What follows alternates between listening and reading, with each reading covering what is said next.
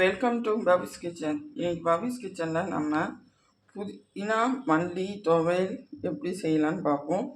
அதே மாதிரி கார சட்னி எப்படி செய்யலான்னு பார்ப்போம். அதுக்கு தேவை கார சட்னிக்கு 2 பெரிய வெங்காயத்தை நறுக்கி வச்சுருக்கேன், ஒரு 10 பல் பூண்டு உரித்து வச்சுருக்கேன், ஒரு 2 தக்காளி வெட்டி வச்சுருக்கேன். தாளிக்கிறதுக்கு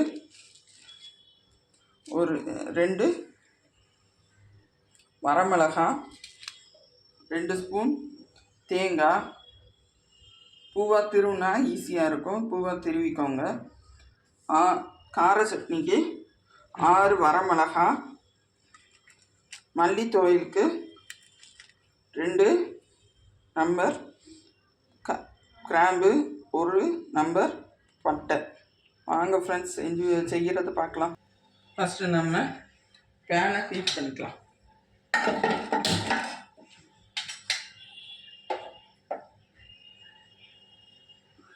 ஹீட் ஆகட்டும்.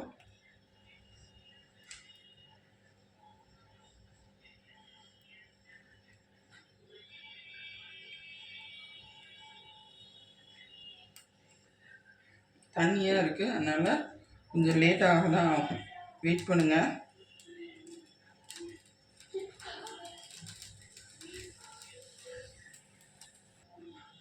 ½ ஸ்பூன் எண்ணெய் ஊற்றிக்கலாம்.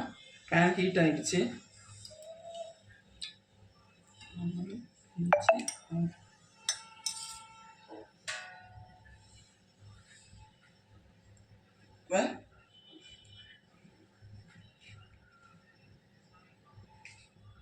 கார சட்னிக்கு தேவையான வெங்காயத்தை போட்டு ஃப்ரை பண்ணிக்கலாம்.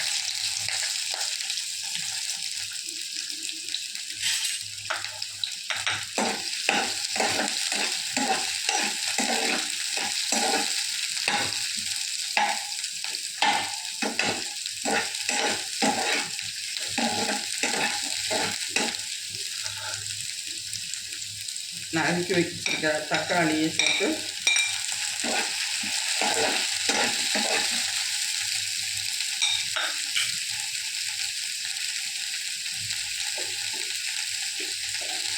எப்பயும் போல் ஃப்ரை பண்ணும்போது நம்ம உப்பு சேர்த்தோம்.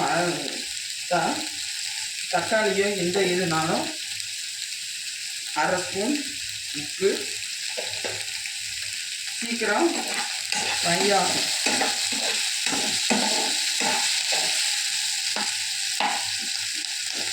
அரைக்க போகிறதுனால பெருசு பெருசாகவும் வெட்டியிருக்கேன், நீங்கள் வேணும்னா குட்டியாக வெட்டணும்.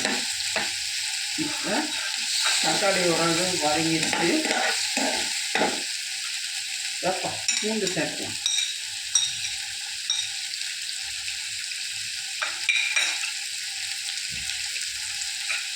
நல்லா வதக்கி விட்டு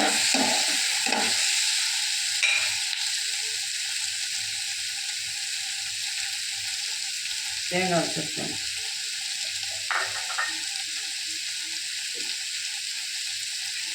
காரத்துக்கு தக்கபடியான வரமிளகாய்,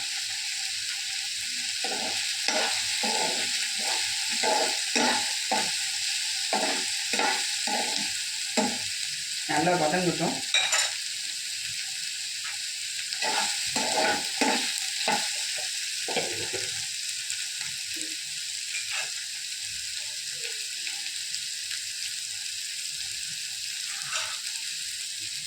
நல்லா வதங்கிடுச்சு. இப்போ பேன்லேருந்து பிளேட்டுக்கு ட்ரான்ஸ்ஃபர் பண்ணிக்கலாம். இந்த பிளேட்டுக்கு ட்ரான்ஸ்ஃபர் பண்ணியாச்சு. இது ஆறட்டும்.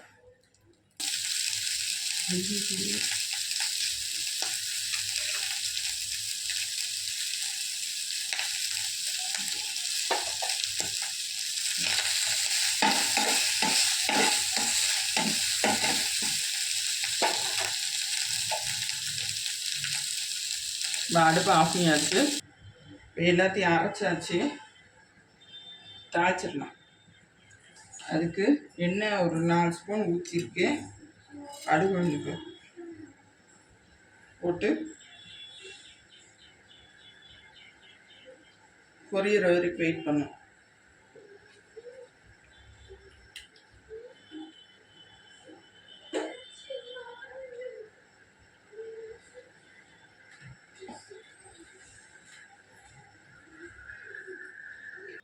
இது கார சட்னி,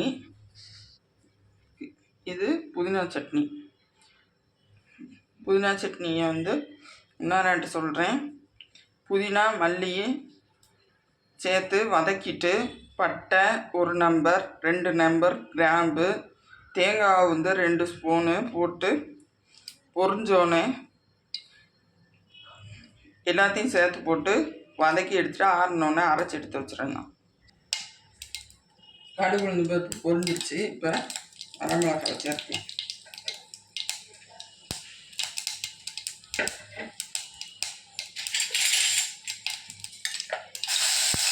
அரைச்சி வச்சுருக்கேன்.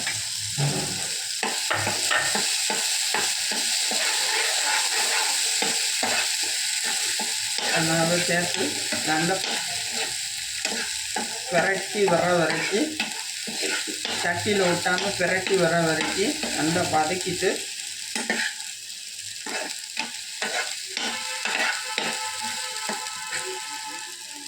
இறக்கிட வேண்டியதான்.